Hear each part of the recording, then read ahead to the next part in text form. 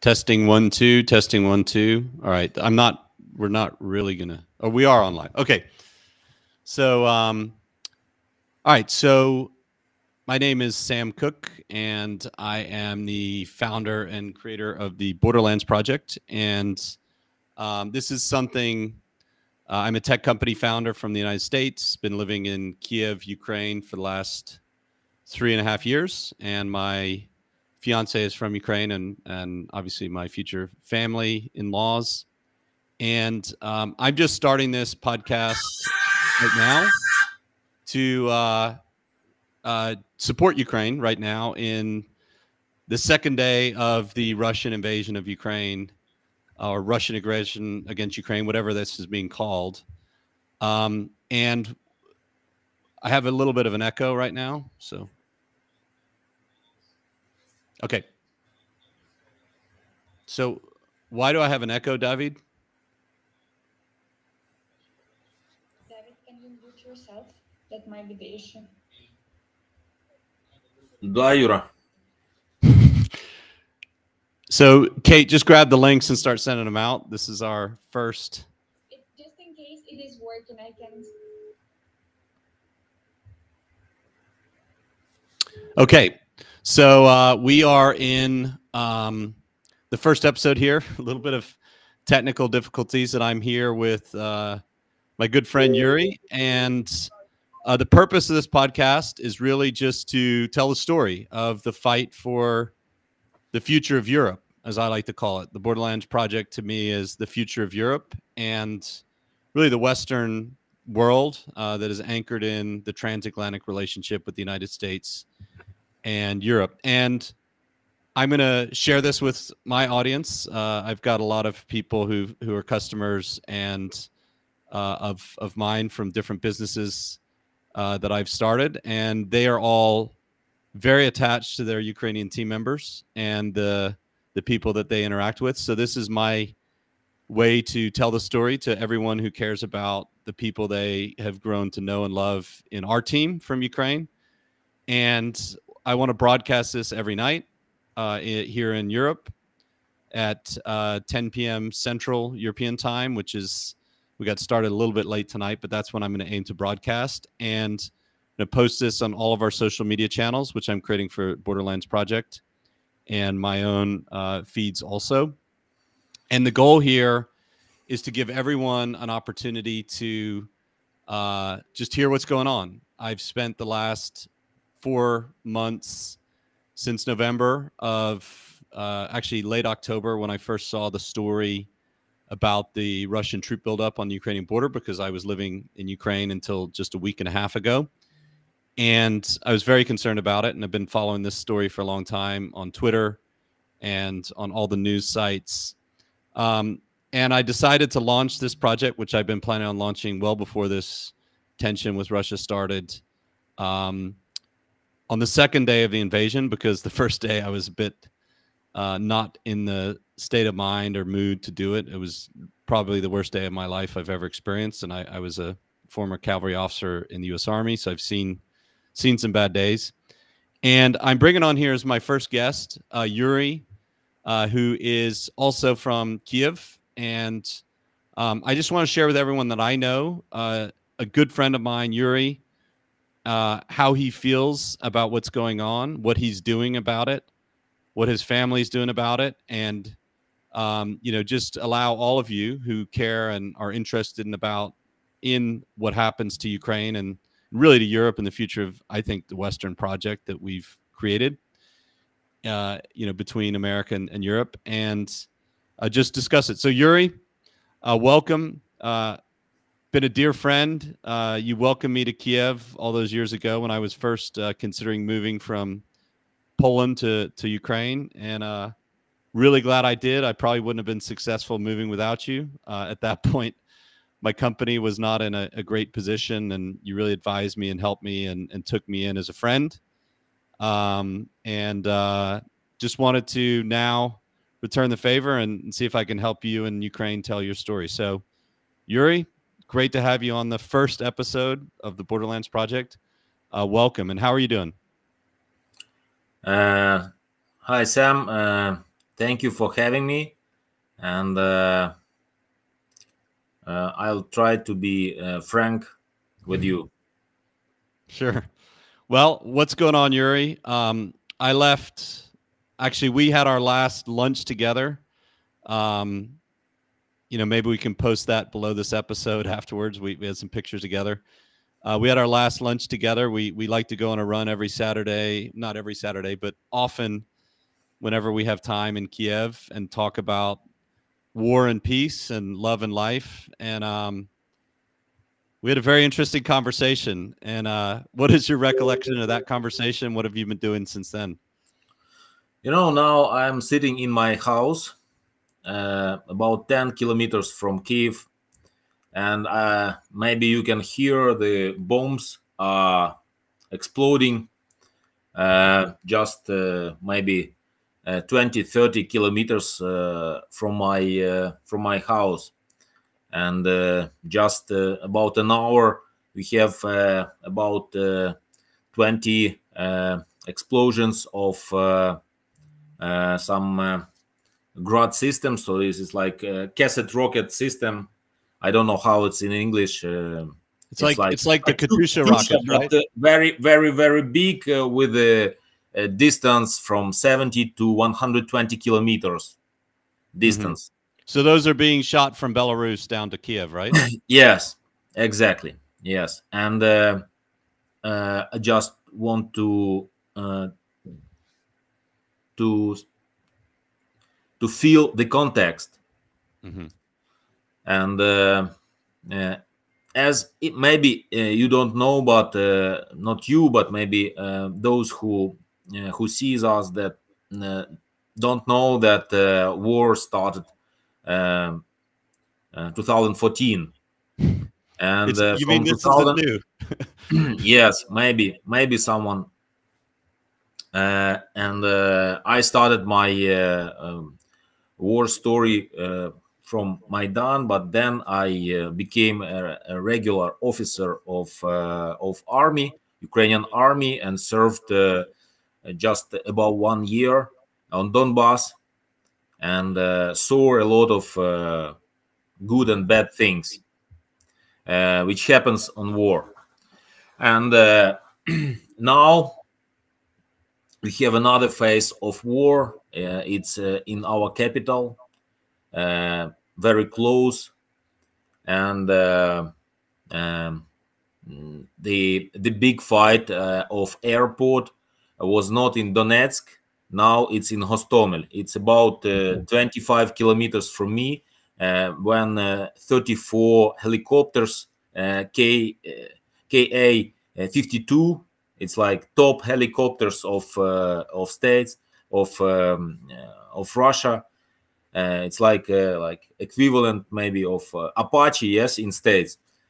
So no, not Apache. It's equivalent probably of Blackhawks that bring Black Hawk. in Yes. I'm not a big.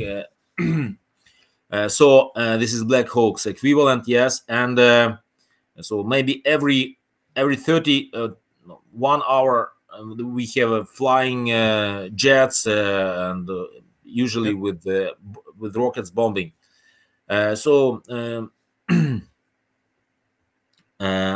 for last maybe yes, for last weeks of like tensions in Russia, I did a lot of stuff with business, because it's different to provide a good cash flow in such a conditions, and I sent my family to west of Ukraine, and so I didn't enter the second time in regular army, because I was really busy with all stuff about business, about company.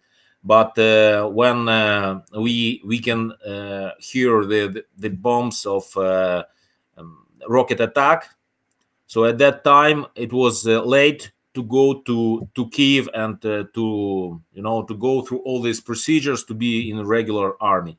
So I decided to establish something in territory defense administration. So and It was just from today's morning, and I want to say you what can be done by Ukrainians for only one day. Yeah. And what we did, it was like just the second day after first bombing.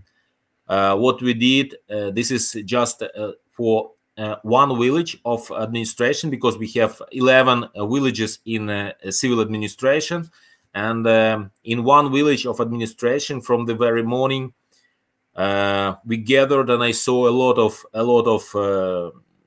people, about 2,000-3,000 of men who came to the center of the village and asked about weapon, and asked about how they can participate in defense.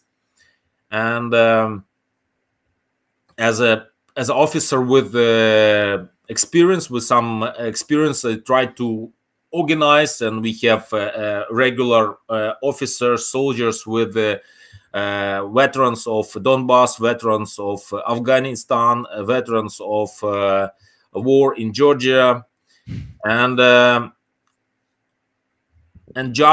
you have to imagine that just in a few hours we built a new structure. It almost was a platoon. We collected together with my IT guys. We collected and made the register of all people from street, you know, just inhabitants of village Bilogorodka.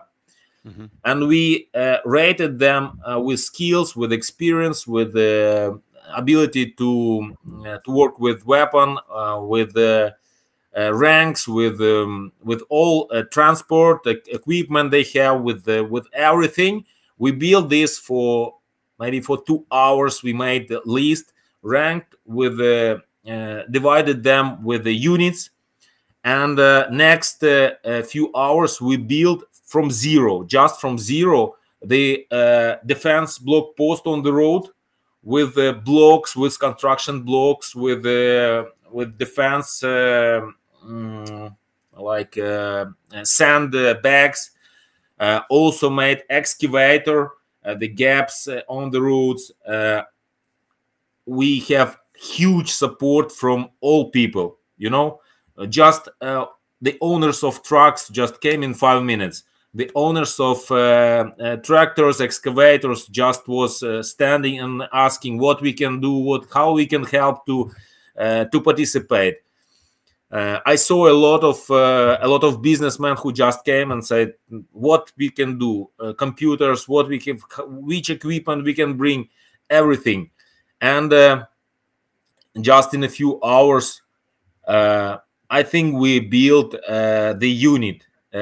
Not a lot of weapon now, because you know, this in such a short term it's difficult to provide everyone with a weapon. But now for last 5 hours we connected all cameras of all region of the village in one network. We received accesses of all internet providers, and now we are working on switching the recognition plate, face recognition system about all village, and also plate recognition system. We switched AI to platform to inform our intelligence about cars who are passing the road. So we are waiting now the BTR and tanks, you know, to the road, because the goal of Russians is to surround Kyiv and then start to dictate political conditions, to change president, etc., etc. So in one day, it's not finished yet. Yes, we have 10 minutes until the day. We did, this is only for one village. Can you imagine? Mm-hmm. So I'm telling you about this. We also created a Telegram channel. We also provided intelligence points to gather all information about Derge, so it's like groups of Russians who came through forests, yes. Mm-hmm. And just in one day, we did this, and we continue to make higher and higher skills for the teams together with the Ukrainian army. It's also situated and coordinated with police, with intelligence, and for one day, just for one day. So I'm telling you to show the level of resistance and crazy eagerness of people to participate and to fight for every piece of land. Mm-hmm. Yeah. Yeah, and you know, we had coffee or lunch about a week and a half ago. Actually, just about 2 weeks ago. I remember it was right before I flew out because the American embassy ordered an immediate evacuation of citizens. And you know, what was your thoughts back then? I know we had a conversation. You know, and I think you reflected a lot of the opinion of Ukrainian people that I spoke to, which was, you know, you weren't sure that this was going to happen, but you were ready, and that was kind of the mindset or the mood of the whole population. What were your thoughts back then, as you remember it? I remember very good this our lunch. We went for a run first, then we had a lunch. Yes, after run lunch, and we were talking about freedom. We were not talking about me or about you, about roots of freedom, and about the course, and about the main drivers of future and of insights of people in Ukraine. And this is the question of love to freedom, love to be free. And I think that you understand in that moment that you could never make Ukrainian slaves, never. So it's just like different construction of your mind, of our spirit, and different way of our thinking. And for those who doesn't understand this, that we could not be broken, because it's not about our weapon, it's not about our wealth, it's not about our skills, it's about our soul, it's about our spirit. And those who wants to break it doesn't understand that it's unbreakable. Mm-hmm.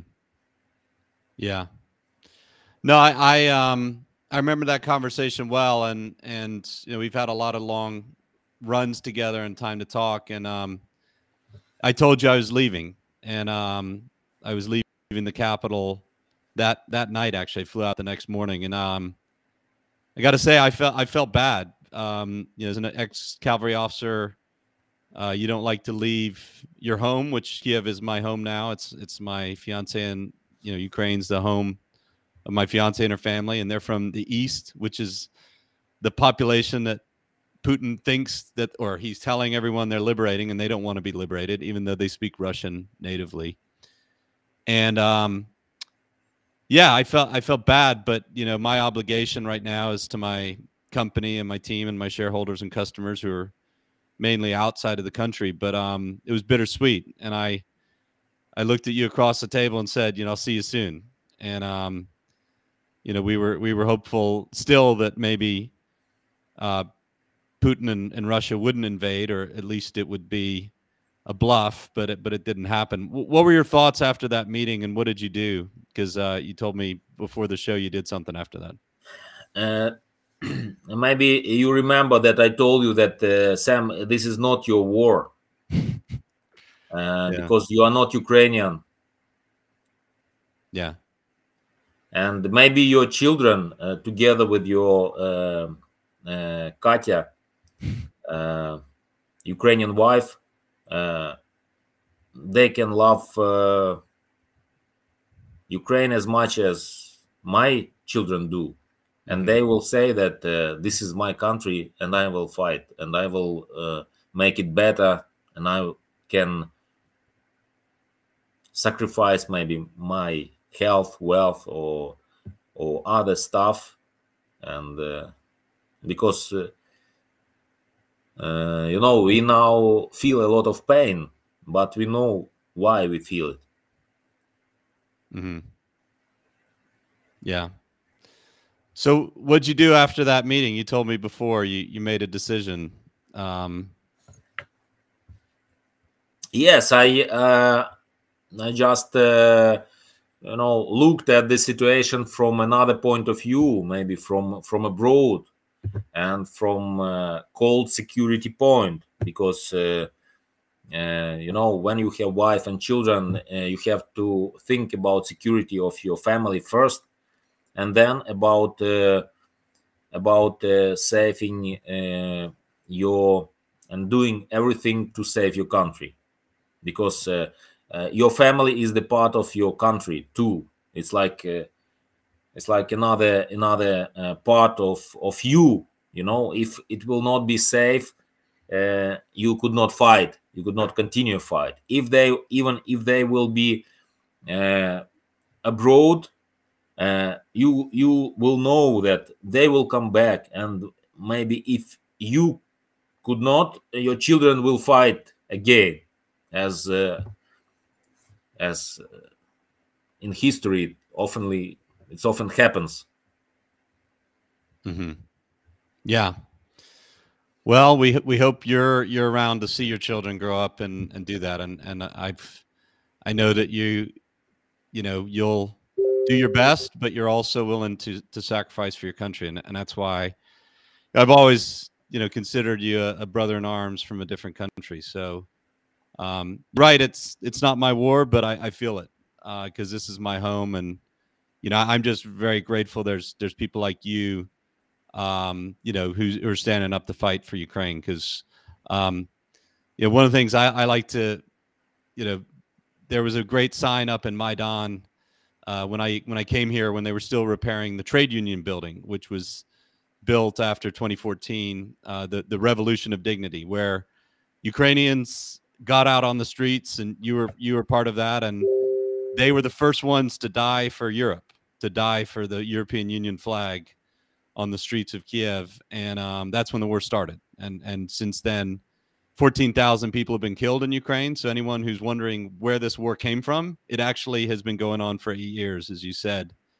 And I decided to move here because I really wanted to live in a country that was on the edge of freedom, I guess. I grew up in Belfast, Northern Ireland, where there was a war going on in the streets, and I've served in the U.S. Army 2 years in Iraq as a cavalry officer, and I was sort of comfortable with Ukraine, even though there's a distant war in the east. I liked living in a country where people appreciate and fight for their freedom. So for me, the hope at that point was, you never know what's going to happen in a country at war, but they'll be resolved peacefully, and Ukraine would regain its territory and sovereignty and things like that. So obviously that hasn't happened, and I'm glad you got your wife out to safety. And how was that? When did she leave, and how was that? You wanted to share something with me on that. Yes, my wife is at the west of Ukraine for 2 weeks, and we are talking and chatting, and I having been married for 22 years, so I know how our wives are feeling war, because they suffer much more than those who are at war. They feel much more pain, and because they do not understand what is going on, and they feel a lot of they feel your pain, but multiplied at her pain, and multiplied by the pain of expectations and fears, and but if we are at war, we think this and we have to do that, and if we don't do, we do that. So it's just like adopted to frontline. You understand that it's just like, it's like drive, when you're on the ride. But for them it's like sitting, waiting, and crying, not sleeping at night. So i I think that I'm normal, because I feel that my wife is taking bigger part of pain to her side from me, and I'm very confident, and I feel that support, I feel that like energy flow, emotional energy flow. And I sent you this letter to just to let you understand what she feels and what it is all about, Mm-hmm. because she sent me a love letter. Yeah, well, before you share that, I just wanted to reflect on that. When I was in the U.S. Army, I intentionally tried to go to war single, and because I didn't want to have that additional burden of people worrying about me. But I do remember when I came back from the first 3 months I was in Iraq, they sent me home on vacation, and my father was, he was a pastor at the time, and giving me the communion, right? And he broke down crying because he was worried about me, and he was in front of the whole church. So I know that pain of, like, I think it's worse for the families waiting back, because they don't know, and what's happening. So if you're about to be, when you're in danger, and that was hard when I saw that, and I tried to kind of avoid that feeling, right? But that's tough, and it is. I think it is harder for the families than the soldiers in a way, because they know, because when you're fighting, like, you feel energy, you feel like you're doing something, and that's kind of how I feel. Is I feel like a family member, because I have people in my company still in danger in Kiev and in the region and trying to escape, and I'm worried about them. So I know how hard that is, to be worried about people, trying to get them all out. And we've been, like, the last 2 days have been some of the hardest I've ever had. I think the hardest I've ever had as a leader, even in Iraq, when I was worried about all my soldiers and my own safety. I still knew that they'd signed up for it. They had a weapon to shoot back, and they were very good. And I never had to worry about, paying them or feeding them or anything like that, which the Army would do, right? And that was, so yeah, it's been hard. And I know for you own a business, you have people to pay, plus you are, just organizing a defense of your hometown and your office and your home. But yeah, it is harder on those that love you and are worried about you, because they don't know what's going on, and they won't know, especially if power, internet gets cut off and things like that. So yeah, I remember that very well. And okay, well, if you want, share what you got, because that's very important if you want to share it. So Yes, if you can open this letter, because it was handwritten, and if you can, I send you this picture. Yes, this photo. She she wrote the letter by her hand, and I want to I will try to translate what she wrote, because it was like a private letter, you understand. Yes, but I said that it will help Ukraine to be stronger, and she said, okay, let's do it. And I said that everyone in the world have to feel this, yeah, because it's worth I'm gonna share if my you can screen right show, now. if you, Okay. Can you see it? no, I do not, but I will try to open it from my. It could be very good if you open this on the screen, because Yeah, I'm somehow I've this is my first broadcast and my technical difficulties are showing up. But hold on just one second.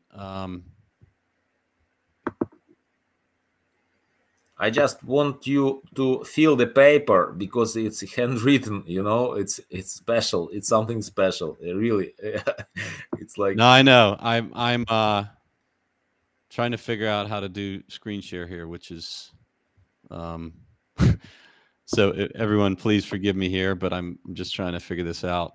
I think next time I might be able to do that. But Maybe. you know what, Yuri, I'll post it. I'm going to send it to my lovely team here, and I'll just have them post it below the chat. So Yuri, trust that Kate. Can you see it? Can you see it? I just open it in my screen. Hold on, let's do that. And this is like on the paper of my daughter's copybook, yes, of school copybook. You know how it's called. Yeah. And you see the date. It's today. It was written today, and I will translate literally. Who told us that we could not take into the one river twice? It's like from Panterei principle. It's from philosophy, and you could not take in the same situation twice.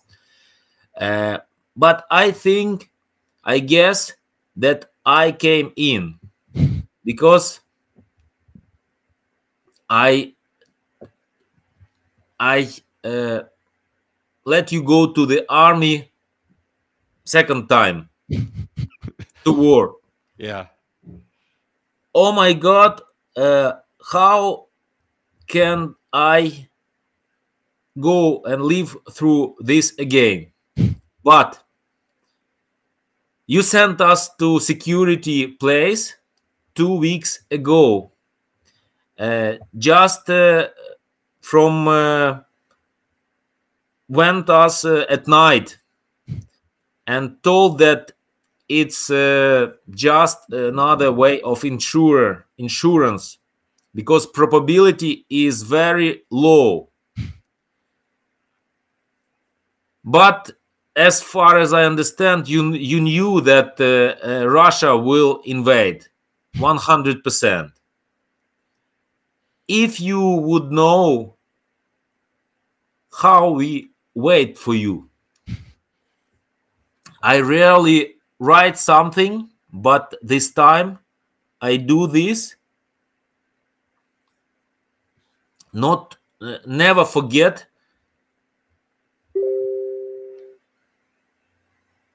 why it happened and who is guilty. That's all. Yeah. Well, we know who's guilty. Yes, who is guilty. So I just want to stop share. Turn it off. Oh, yes. Yeah. Yes. Did she write that before the invasion or after?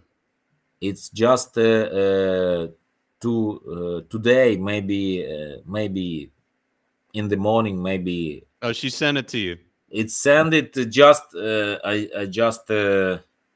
She sent it to you digitally. She sent you the picture. She sent through Facebook, and it's just she sent it me maybe 2 hours ago or 3 hours ago, something of the kind. So it's wrote maybe. It's fresh letter. Yes, I just asked her because you told me that you want to make a stream and I forwarded. I asked her and then forwarded to you. Yeah. Yeah. Well, tell you what, I'm glad that you moved your family, because a lot of people didn't move them, you know, in time, and I'm glad that after that meeting you did that, because it's not a good time now to get people out. It's a bit dangerous. So, well, Yuri, what else would you like to share? Because this is our first episode, and I'd just like to get your Yes, I thoughts want on to it. say, if you have friends and maybe someone will see us abroad, yes, not only in Ukraine, I want to say to everyone that this is World War III, and it's serious.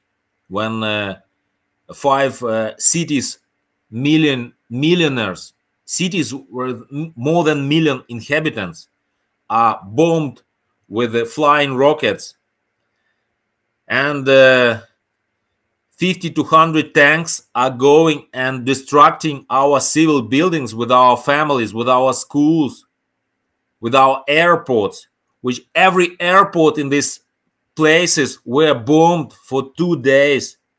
More than 100 flying rockets came to your near your house. You have to understand that this will come to you, and you are a participant. You can choose your role. Are you passive participant and you are going away, or you are an active participant and fight against it? If you are passive, so it means that you support this. You have to understand this and take this guilt. The Russian people, huh? It's about everyone. A Russian people who is silently sitting, looking at this, they are participants. German people who are sitting, looking, waiting, they are participants. Yes, you have to understand this. No one can avoid this. That picture is one of my favorite ones of Ukraine before the trade union building. This building was burned down by, I think, Russian saboteurs or agents during the Maidan protest, and it, you know, says freedom is our religion.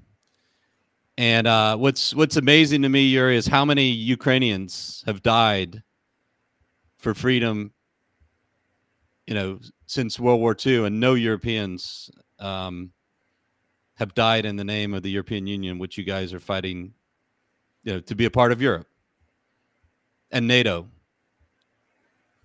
And you know, I think President Zelensky said it best when he said, you know, freedom is our religion. You know, or he said we're the shield of Europe. You know, and we're fighting Russia so you don't have to. And I really believe that, and I think everyone's starting to see that that is actually true. And you know, it's been an amazing, you know, it's been really hard the last few days, but in the worst of times, the best of human spirit comes out. And just to see all the Ukrainians, you know, I had a guy working in one of my companies, and I called him today, and you know, he's in Lviv, which is in the West, and he said, "Hey, I'm joining the army to go fight for my country." You know, and we say, "Okay, well, call us if you need anything. We'll keep supporting you. You know, we'll keep paying you." And it's pretty amazing to watch. I don't think Russia had any idea. I don't think their leaders had any idea, or maybe they lied to their soldiers, or both. But the resistance I'm seeing in the spirit of the Ukrainian people is just amazing. You know, and yeah, I've been amazed, and I just want to end this podcast or broadcast with a couple images of the day or the last few days that I think, summarize what's happened, because I want to tell stories about real people who are affected, but also inform everyone what's going on, you know, at a small level, at a larger level. You know, you can see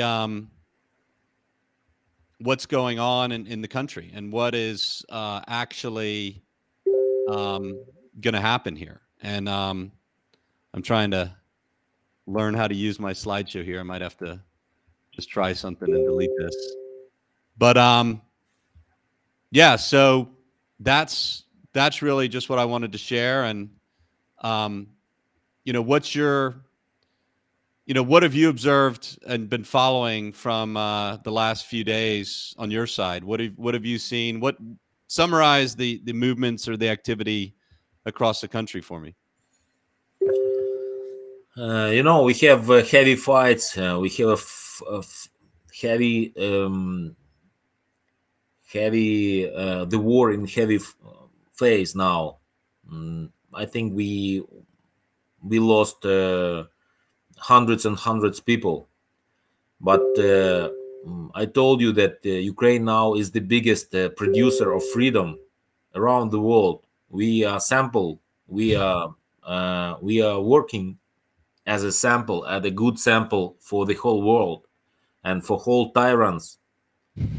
But Russia is the biggest producer of terror, and Russians are dying for slaves, as a slaves, and they are dying for slavery, and for whom they've been enslaved. That's the difference between us.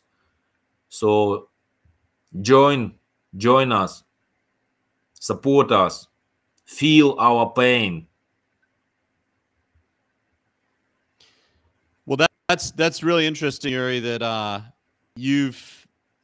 think one of the things you pointed out was, you know, Russia and Ukraine, the whole history, which I'm going to get into in the future of this podcast. The whole history of Ukraine is, this was the place that Russians used to run away from to escape their masters. I mean, Russian, you know, landowners used to own the rights of their people. That's born in Russian history. And Ukraine was always known as free country. And Russians would run away from their masters and come down like American slaves before they gained their freedom. Ukraine was the place where slaves would run away to, Russian serfs, slaves, to gain their freedom. And that's Ukraine's history. So it really is your religion. And that's why I love so much this this image here of you know, the freedom that Ukrainians love. And yeah, it's been really interesting. And the other thing that's been noteworthy to me, Yuri, I've not seen on social media one image of a captured Ukrainian soldier, right? Now, maybe we haven't seen them, but I think Russia would be broadcasting that to the world. There were 8 Ukrainian soldiers, or 12 Ukrainian soldiers, who died on Snake Island, surrounded by Russians, and not one of them surrendered. They all fought to the death. And I think that's what the Russians are experiencing, is very few prisoners. And there's a lot of prisoners that the Ukrainians are taking of Russian soldiers. And they're talking, and they don't seem to have great morale. I mean, I think they know they're fighting for enslaving people, and not a lot of them seem that excited about it. Now, some of them obviously are well trained and brainwashed and doing their job, but a lot of them don't seem to be that excited. And that's probably why the gains that Russia wanted to make are not as fast as they wanted. You know, they are advancing on Kiev because they came through Belarus, just north of the capital. That's where they want to get to. And but it seems that there's a lot more fight that they thought than they thought they were going to get.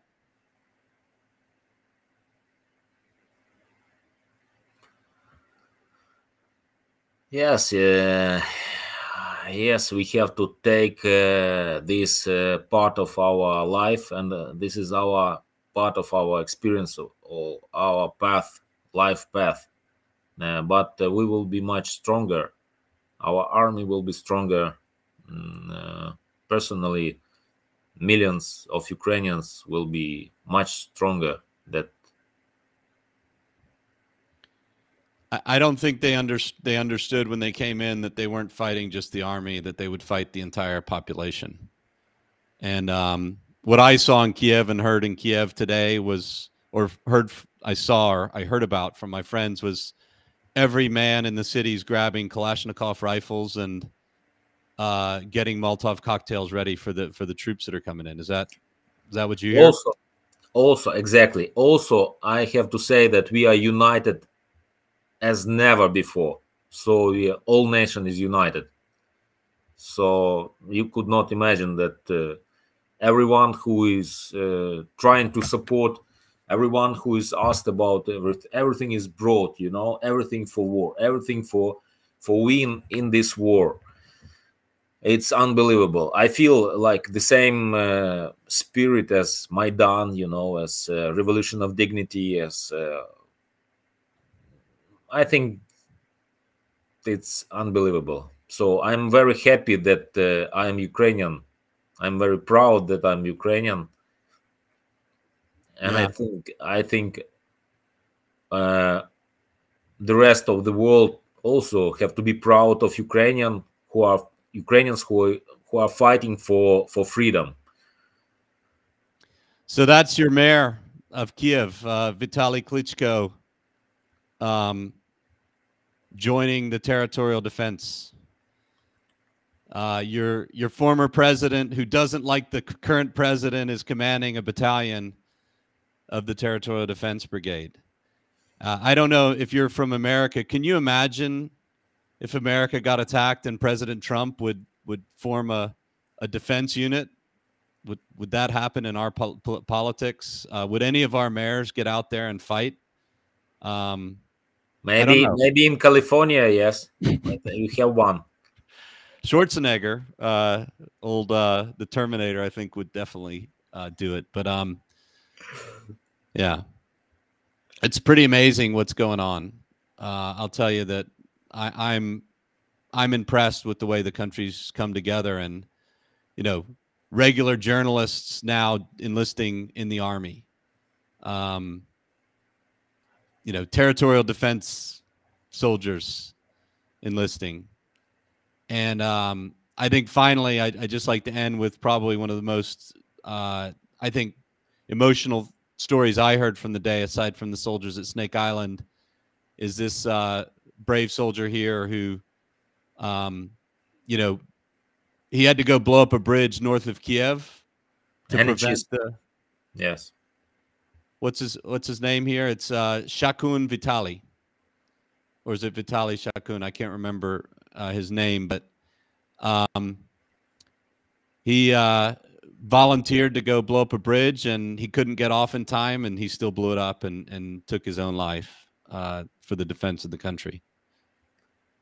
We have now 4 people who are serving today in army. So it's also one woman who served in army for 4.5 years before, and she came and worked for 1 year. She is extremely powerful, energetic, and now yesterday she went to frontline, and 2 IT guys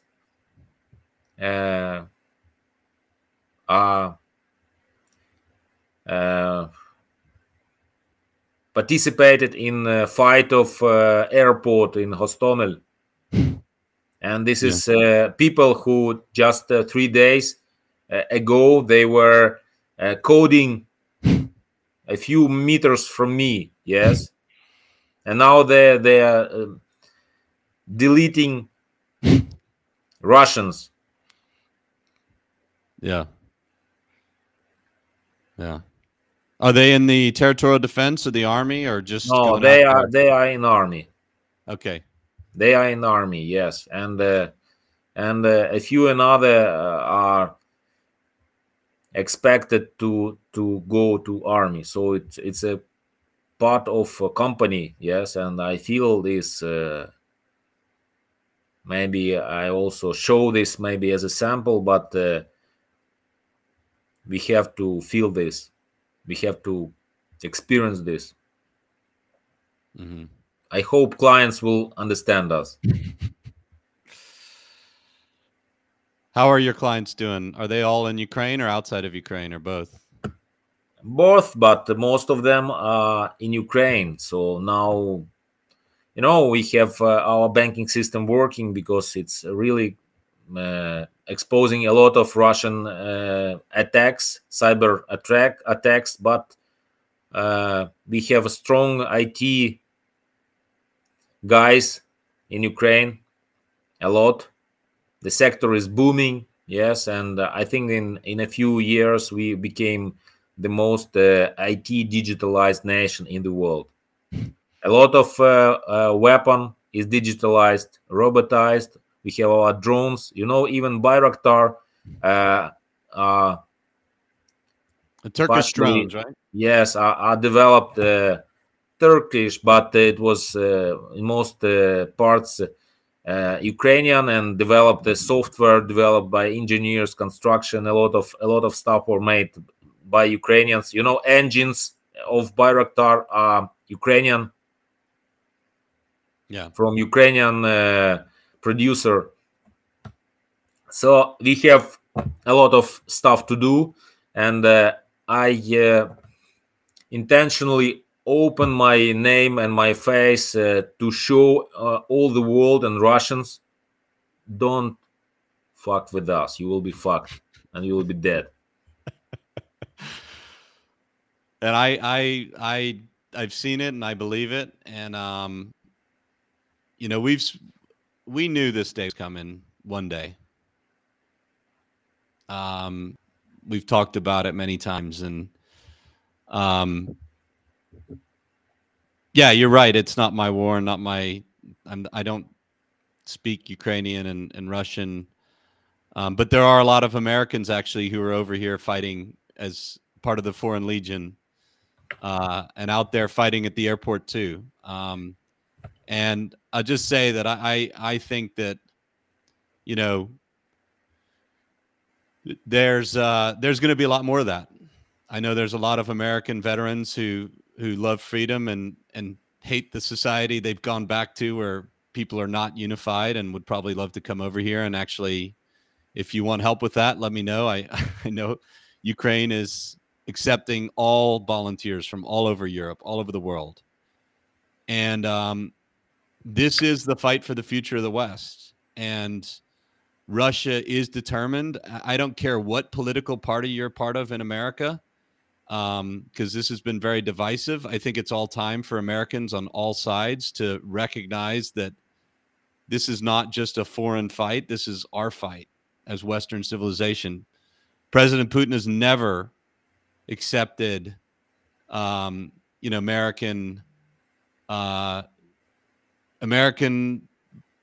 influence, and Europe has, right? And Europe's benefited greatly from the security that America's provided since the end of the Second World War. And after the Cold War, Eastern Europe, Poland, where I am right now, Warsaw, Latvia, Lithuania, Estonia, Romania, Hungary, all those countries have benefited from the massive security blanket that America provides. The 82nd Airborne, the 3rd Cavalry Regiment, my old regiment, is now on the border of the European Union, standing next to Ukraine. And he may be a bully, but he's not stupid or crazy. Maybe he's a little bit crazy because he thought he could get away with invading Ukraine.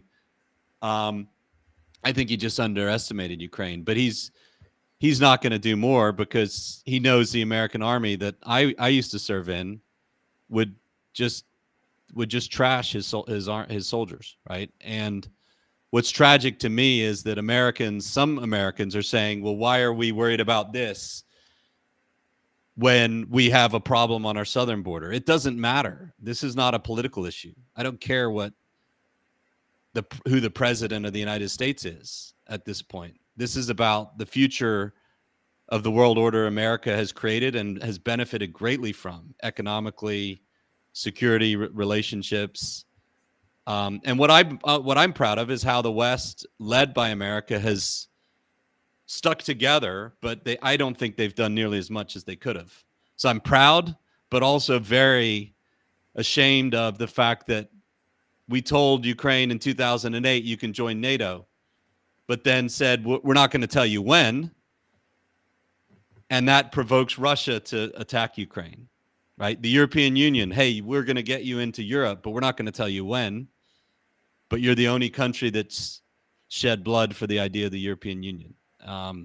So it's tragic to me as a, European and American. My father's from the UK, and I'm Irish also, and my mother's American. It's tragic, but I hope the world wakes up and sees that we owe Ukraine a debt of gratitude for fighting for our freedom on the front line against a country that obviously doesn't care about America and our own political stability and Europe at all. And that's really tragic to me. And I think, we need to just get this word out. And that's the goal of the Borderlands project, is to do that. Now, I'm going to do one last thing before we go here, Yuri. I should have done it earlier, but I want to provide some updates on where the general battlefield stands. I'm going to share something that I pay for, and I'm going to go ask this person afterwards if it's okay. And if not, I won't share this information again. But I pay an amazing author named Conrad from Rokon Consulting Group. I pay for his material, so I'm going to just share his map here. And this is what he thinks is going on with the Russian troops. And the main effort right here is in Kiev. And the soldiers are right outside of Kiev in the north, and the airport is northwest. And there's a huge battle going on for Kharkiv, the second biggest city in Ukraine. They've come up from the south and made probably the most progress, although there's heavy fighting down in the south near Kherson and Mykolaiv and moving along the coast towards Odessa.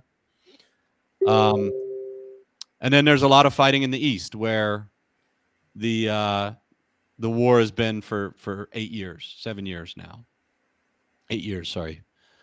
So yeah, I'll share this once without the permission of the Rokon Consulting Group that I pay for this information. And if they don't want me to share it again, I won't. But I just want to update everyone in my audience of the state of this invasion, this Russian aggression against Ukraine, against Europe, against the West.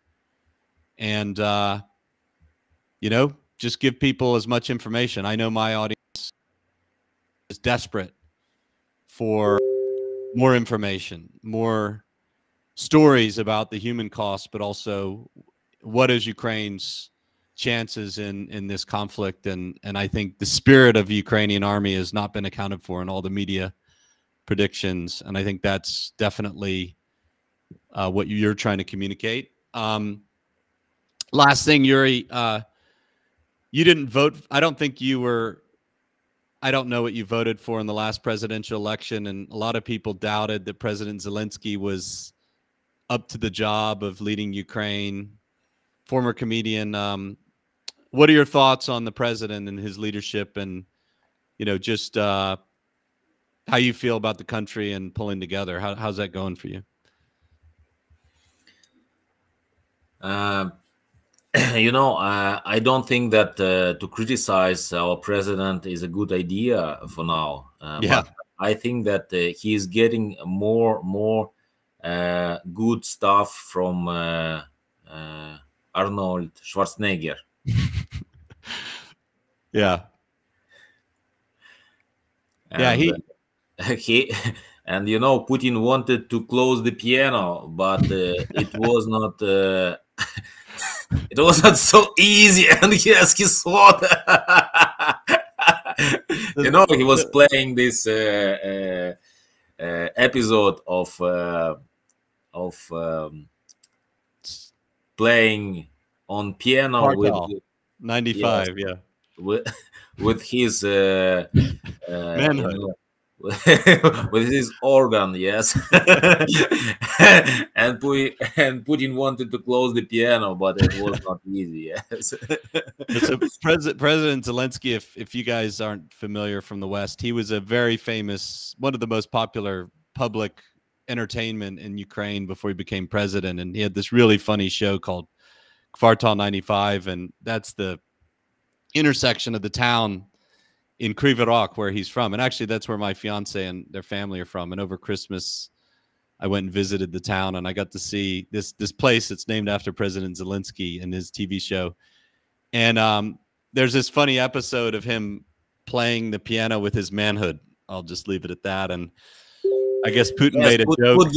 Put the link below the stream. Yeah, I'll ask Kate, my marketing manager here, to put the link to that episode or a clip from that. But it's really a funny episode. And Putin made a joke or a comment how he was going to close the piano. And I think President Zelensky, his speech in Munich was really courageous. And he told the West exactly what we needed to hear, which is, this is appeasement all over again, 1938. And if you let us fall, they're coming for you. And we're the shield of Europe, and we're willing to fight alone, but we want you to stand behind us. Give us weapons. We're not asking you to fight on our territory. And we never offered. It's not like he had to refuse any offers, but at least from our governments, there are foreign fighters from America and the United Kingdom, my two home countries, coming, and I'm very proud of that. But I think President Zelensky made a very good, he got offered to evacuate. The Western governments were encouraging him to evacuate to the West to a safe location, and he chose to stay. And he said, I'm here with my people to fight for the capital. And President Klitschko is out there fighting. President Poroshenko is fighting all together. What do you think? Yes. I want to tell you one more episode about a story, a very good story.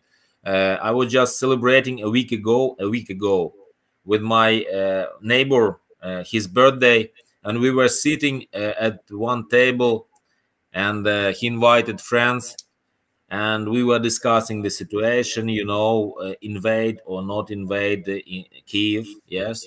And the friend of my neighbor told me, that my daughter is studying together with Zelensky daughter in one class. Oh, your daughter is? Which one? Not my daughter, friends of neighbor's daughter. And it's like a regular school, you have to understand. And the daughter of Zelensky is study at the same class. And how people react. So, of course, they are asking her, will invade, the children will ask.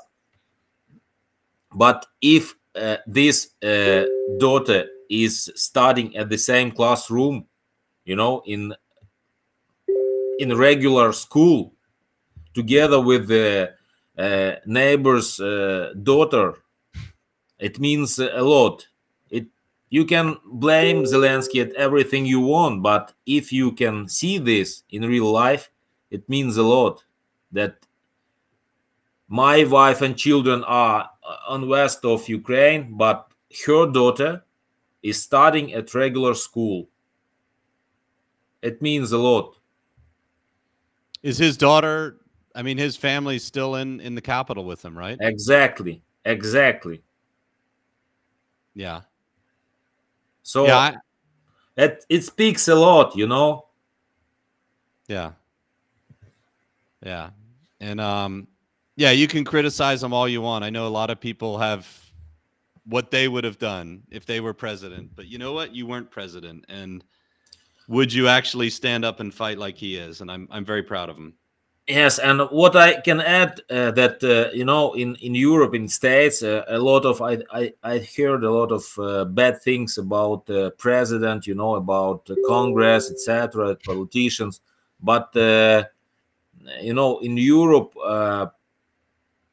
you forget that it's about you. It's not about politicians. The same situation in Russia. Yes, they say, "Oh, it's not we are good, they are bad." We do not decide what to do, what to fight or not to fight. No, it's bullshit. Every one of you is responsible. You can do what you do, and you can do a lot. A lot of stuff depends on you. If you can support, if you think that Europe doesn't support Ukraine, you can pay your money to Ukraine, and you can support. And this is your responsibility. This is not your president's responsibility only. This is you, personally you. Do what you can do. Tell necessary people what you can tell. You can do a lot.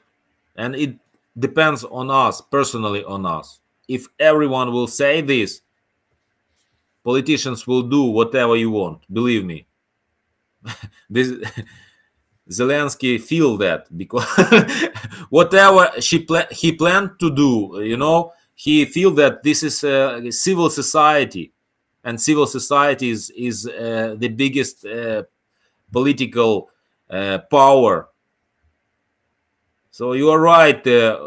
We are fighting not for Zelensky, not for Poroshenko. We are fighting for freedom.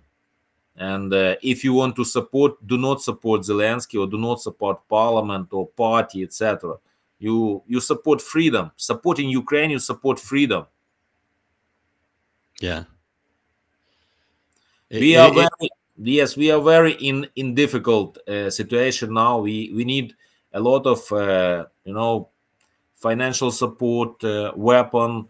We have a lot of rebuild. Please, I just ask you and to support Ukrainians and Ukrainian companies, and change, for example, Russian goods and Russian services to Ukrainian services, and this will be a huge support, because it's extremely important now. Just think over this and change contracts, resign contracts, and make what you can make, because I know that a lot of businessmen, business women are watching this. Just do this what you can do. Yeah. Yuri, I'm gonna post links to your company. If any of you want to support Yuri and his civil defense, just go pay for one of his services. He's got some software. Just support his business. He will use that to support his hometown, and that money gets to him right away, because the Ukrainian banking system. And there's a lot of talented Ukrainians in the world you can hire. Okay, you can money to. You should not pay to company, to my private interest. Just we made the clear reported account bank for territory defense of Bilogorodka. Yes, they will come to my account, but I have a clear, very precise audit of this money, and they will be, I promise you, they will be totally dedicated to territory defense. And we will build together with this territory defense, we are building the system of whole 11 villages system of decision making and defense. We are building together with our IT guys and spread this as a benchmark for the whole Ukraine, to be more defensive and to be stronger. So yes, I will be thankful if you send us your financial support. Yeah, and look, the last thing I'd like to say here is the Borderlands project. I just want to share with everyone, since this is the first episode, the vision of the Borderlands. Yuri and I have been speaking about this for 2 years. And the original idea, I never got around to it, was to create this project as a, promoting the future. And I believe that Ukraine is the gateway to Europe, as the famous historian Serhiy Plokhy wrote an amazing history of Ukraine. And if you want to read that book, that's the best history of Ukraine and what Ukraine's been through in its history and where it is now. And just let me comment on Ukraine's history for a brief moment. Serhiy Plokhy wrote the history of Ukraine. Ukraine in about 1,000 years ago, when Kiev was founded, became the most powerful, wealthy, and largest empire in Europe. And it was called Kievan Rus. And at that point, Moscow was just a forest. And Putin likes to talk about how Ukraine was part of the Russian Empire, so he wants it back. That's really what this is all about. Don't let anyone tell you it's about NATO and some stupid thing that Putin's making up to justify this. He wants Ukraine back because it's valuable people, the most valuable farmland in the world, the smartest IT professionals in the world. That's why I moved here. It's an amazing place, amazing people, amazing spirit. He wanted it back. Sea access through the Black Sea, you name it. It's super country, amazing people, amazing strategic position. But Kievan Rus, which originated in Kiev, founded the original empire that Russia, today's Russia, derives its name from. And I'd like to give Putin a challenge that maybe when this war ends and we negotiate the peace, that Kiev might get back some of its old territories from the old days. And that might provide freedom to most of the citizens in Russia, at least all the way up to Moscow and all the way up north. And, we'll just leave Russia with Siberia. Let's see how that goes, because maybe that would be a better solution if the Russian citizens will accept that, because maybe they want to be free also. So that's my thought on the first episode here of Borderlands. And we'll talk a lot more Ukrainian history, Kievan Rus history, and how it interacts with Russia throughout history to discuss, so you can understand. Just so those of you who are watching this know, I was a Russian history and professor at West Point. And when I studied Russian history at New York University, I fell in love with Ukraine and Ukrainian history. And really my master's thesis was on Ukraine and, Catherine the Great and the conquest of Ukraine and all the uprisings by Ukrainian Cossacks and peasants against the Russian Empire. So I've been studying Ukrainian freedom for a long time. It's my passion. When I taught Russian history and at West Point to military cadets. So I'm very interested in history. And if you watch this, you'll get a lot more of it in the future. But also, the Borderlands project is our idea. And Yuri was definitely someone I spoke to a lot about it, to promote Ukraine as the future of, I believe, the digital age and the place where digital freedom is going to become a rallying cry, because we as digital serfs on the plantation of social media, tech companies and Google and YouTube and all that, we don't have freedom online. We donate our data and get paid nothing for it.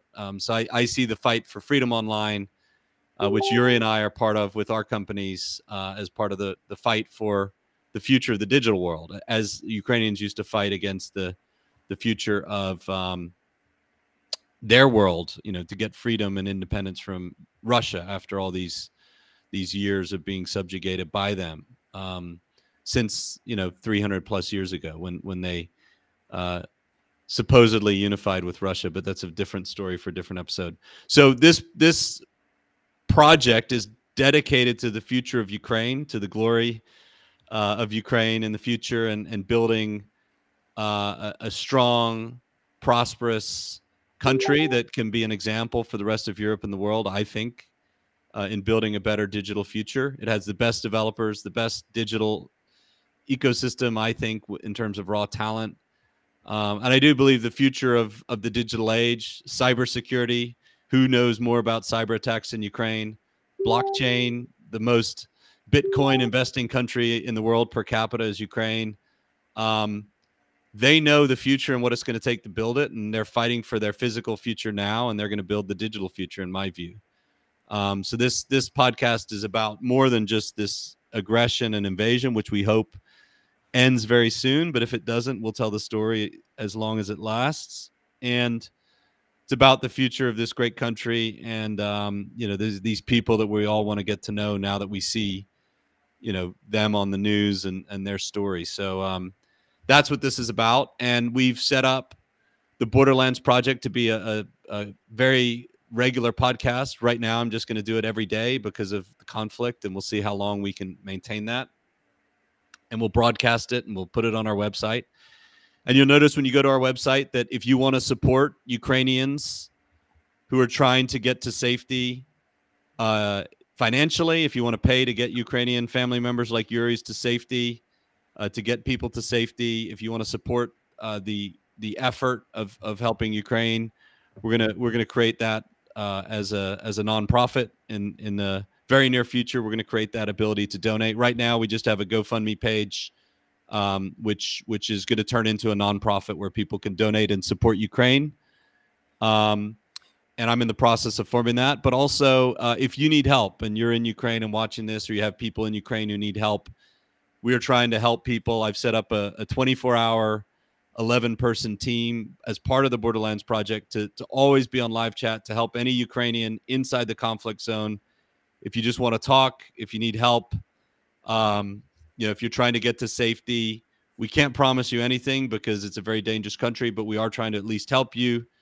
And if there's a possibility to help you get to safety, as long as that's possible. Right now, we are helping people inside the country. I won't give details where, but that's really what we're trying to do. And we're people are sending me contacts. I have team members we're trying to get out, family, friends of team members, and more people are coming to us. So that's what we're doing right now as of this episode 25 February. So that's the Borderlands project. I know it's going to expand, I'm sure, as we just keep building this story. We need to tell the story of Ukraine and the better future that it can have for itself, and provide an example to the world of what freedom means for the West in a time where I think the West has forgotten what freedom really is all about, and certainly hasn't fought for it in a long time.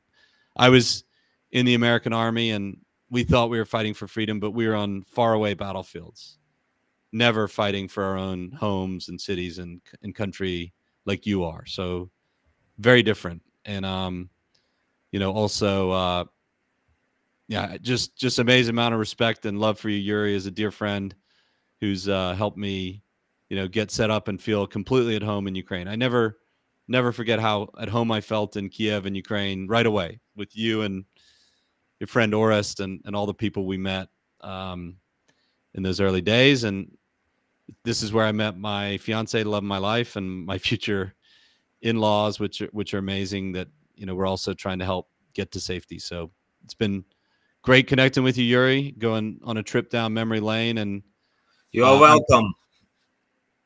I'm proud of you. You're doing exactly what I knew you would do in such a situation. And, I hope you reunite with your wife soon. But I know your first priority right now is to the defense of your country and your city and your home. Yes, we will do it. And I think you will receive good news soon.